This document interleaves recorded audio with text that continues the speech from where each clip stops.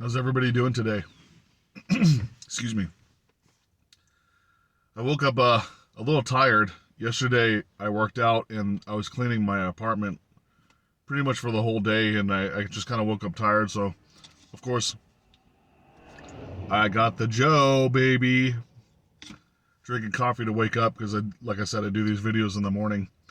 But what is interesting is, so the gym that I work out at shut down abruptly yesterday. The owner put up the closing sign. We're closing today. It's done.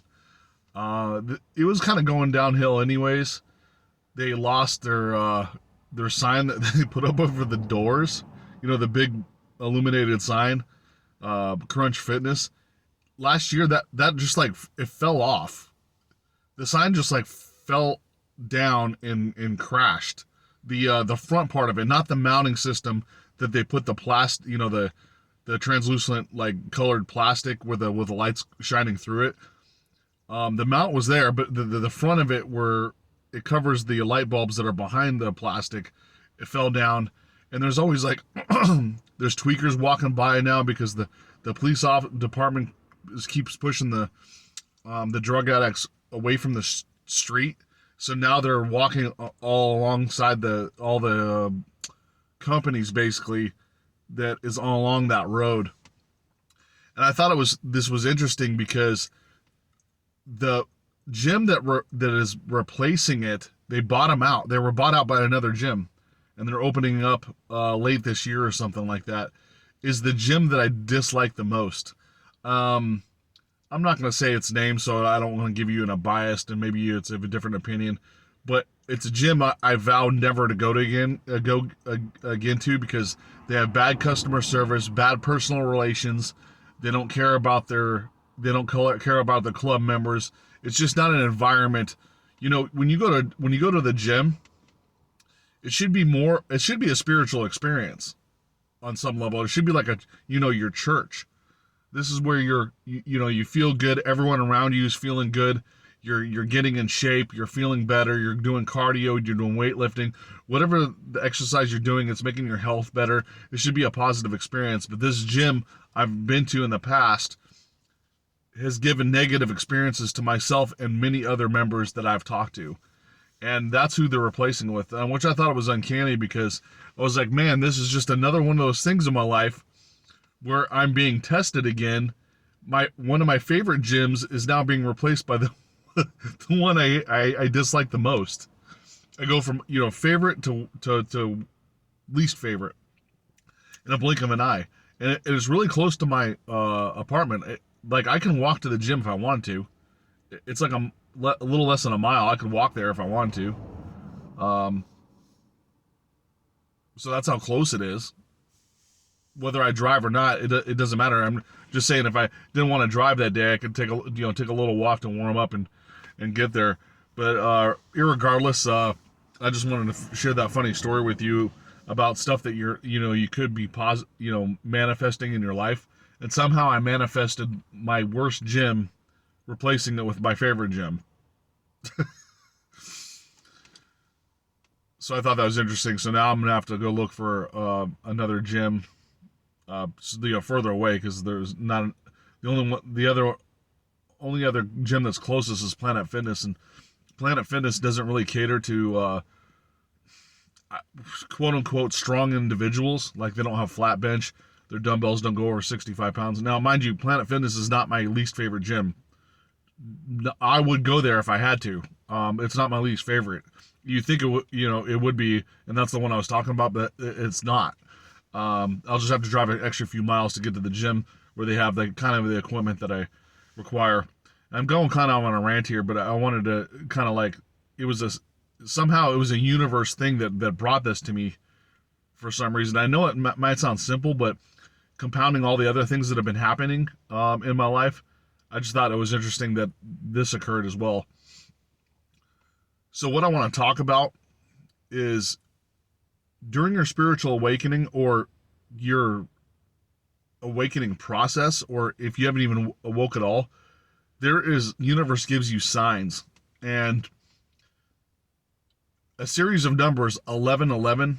I don't remember if I talked about it in another video. If you keep seeing the numbers 1111, that means the universe is telling you that you're having a spiritual awakening, or you're about to have a spiritual awakening. I see 1111 multiple times a day. And there's other different code series like 3333, 555, 666. If you keep seeing those numbers, you can look it up and see those meanings out, because I don't remember all the meanings, but I do know 1111 is a spiritual awakening, where you'll see it on the clock like twice a day. You'll see it on your microwave, like you're putting in the time to cook your food, and it says 1111. Or you're looking down on the odometer and there's a series of ones on your odometer. You just happen to look down and just there's ones across the board, or it's like the last 4 digits or whatever. Yeah, so you see 1111. That means you should be going into a spiritual awakening. If you haven't started yet, that's the universe telling you to.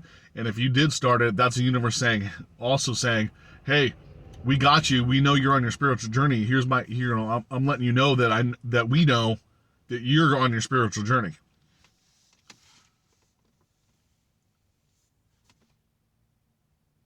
And so what happens is, I told you I was the king of backpedaling. So that's something else I wanted to talk about. So you're doing good on all your practices, right? And you're raising your vibration. And for whatever reason, you might get a test or something that happens in your life that's significant that knocks you back. It could be like finances, it could be family. And then all of a sudden you stop doing the stuff that you want to do on a spiritual journey. So you're backpedaling. Now the universe is going to the universe is like, or God is saying, hey, we blessed you with this information. Now you're not doing it anymore. You know it works because you've seen the serendipity happen. Now we're kind of like, we're going to punish you until you get your shit back together, right? So your challenges will actually be harder than they would be if you didn't know anything, like you were completely naive to spirituality. That's why you see a lot of people that look that are naive or you deem what could be ignorant. They're just walking through life like there's not a care in the world. Every time they take a step, it's like floating on air, and they could even be quote unquote lucky. And you're like, what's going on? This is a totally naive, ignorant person. And I'm not saying that to be a derogatory manner. I'm just saying you've met people like this before, where they just don't kind of believe in anything, and they're like floating on air. That's because I believe the world, I mean, the universe and God they're not punishing them for what it is they don't know. And when you know something, you'll be punished for not applying that information. I've backpedaled so many times. But here's the thing. If you get hung up and you start backpedaling, don't fret. Collect yourself again and start over. You have made vast improvements. You've raised your vibration in certain ways. You have the certain knowledge so you can tap into it again very easily. So you may feel like you're just being crushed right now. Don't worry about that. Collect yourself, like I said, and start again. Because the knowledge is there, and God in the universe in your subconscious mind is waiting for you to start again. They're like, hey, we knocked you down. Now I'm giving you my hand. I'm going to pick you back up. We're going to walk through that door. It's literally like that. You can restart anytime. It's a choice you're making. When I backpedaled so much, I realized after a while, I'm getting punished until the point to where you start again and start doing the right things, and then it lets off a little bit. Like you're getting crushed by this foot, right? But okay, and I'm gonna start meditating, and it's like, oh, and then it's like they let the foot off your back again, right? I know like I said, I'm kind of cryptic when I give my visuals. And I apologize if you don't like it. That's just the way that's kind of the way I think, is my imagination is trying to show you this imagery. But you get what I'm saying. The pressure is let off a little bit to let you get up a little bit and to start moving in the right direction. And the backpedaling can be rough. It could be rougher than anything you ever experienced in your life. And just know that this is occurring because you are blessed with this knowledge that I'm giving you, and you're held accountable to it. So I do apologize if you take my videos and then something occurs to you that is just so much bombardment that you regretted getting this information. Now I kind of apologize and I'm kind of not, because I shouldn't be apologizing for your spiritual journey. I'm just saying, just be aware when you have this knowledge, you are now responsible for it. But if you look at these videos and just like, I don't believe this at all, you're not responsible, because you're not changing your belief system. When you start changing your belief system, that you know that you're a co-creator in this reality, and you're creating your thoughts and your beliefs are creating this reality around you, now that's when you're responsible. It's not like you took a test and check marked, oh, do you like this? Yes. Okay, now you're you signed the document. Oh, now you're responsible. You signed it. No, it doesn't work like that. It has to come from belief system. So I just wanted to make that clear before you're like, oh God, he told me, and now this shit's gonna happen to me, and I don't really believe it. No, if you don't believe in it, nothing happens. You just stay in that the quote unquote that naive state where you're not responsible for that information. So, but like I said, just know that when you start climbing up again and raising your vibration, there's changes that are made that they'll never they can never go back. A lot of times it's your morals and ethics. Even if you backpedal and like stop meditating and stop doing your affirmations and stuff, you changed your heart on some level, and that just doesn't go away. It's not like there's a switch that you flip on and off on your heart and your morals and ethics and say, oh, I thought killing was, killing in cold blood yesterday was bad. Now today, I think it's okay, and tomorrow I think it's bad again. It doesn't work like that. You did make changes that were instilled, that were, quote unquote permanent. So it's not like a light switch that you switch on and off, and it just goes on and off. There are some things that's like that, but your morals and ethics and your core beliefs are kind of always moving into a direction of instilling there, where it's like ingrained.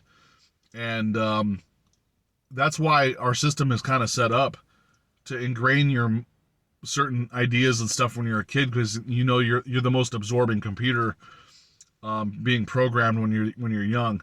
And that's why they try to get you kids younger and younger nowadays to be indoctrinated, because if they get to a point where they're like 2 years old and they got him. Like, when they become an adult, it's very hard to change, because like they were instilled since they were 2. Most of us didn't get that instilling until we were 5, because we didn't go to preschool and kindergarten until we were 5. But the ages from 1 to 5 is the most crucial when it comes to their compassions and the indoctrination. That's when they're the most absorbent of their information. So that's why they're trying to get kids into daycare and preschool at younger and younger ages, because they know if they get them at that early, that there's no turning back at that point. But after you're 5 years old, a 5-year-old can make his decisions, and they're influential after that point, but they're not instilled like they were when they were 1 to 5. So I was raising my kids until they're 5. Now the school's kind of got them during the my oldest and my younger ones, the twins, they're not in school yet because they're 3. But my 5-year-old didn't start school until he's 5. So all the most influential information was from 1 to 5. He's already there. I'm not saying these numbers are like completely accurate. It could be off by 1 or 2 years, but the younger they are, the more influenced they are. So be mindful. If you have children that are going to school, that system is still in place. And if you're sending your 2 or 3-year-old to daycare or a type of preschool at that age, and you're leaving them there all day, you're leaving it up to the teachers who are following a doctrine to instill them so they won't be on a spiritual journey like you want them to be. It'll be like the system of study these books, take tests, do math, study English, false history. All this stuff is going to be indoctrinated into them. I think I'm, kind of like beating a dead horse here by me going on with that, but I think you get the gist of this. But you can change. Even if they were that young, you could still change. You could still teach them so they can make a decision for themselves, because at some point in time, us spiritual beings sometimes have more powerful than any type of programming we ever could get. The universe is like, oh, you think your old world system programming is stronger than me? I'm going to teach this person exactly what's up, and now they're going to have a spiritual awakening, and there will be no stopping them, because the universe is more powerful. But you can help usher that in with your children and yourself. And when you backpedal, don't fret. Keep moving forward. It'll be okay. So I'm going kind of a long video today. Once again, I always appreciate what you guys watching me. And thank you very much, and have a nice day.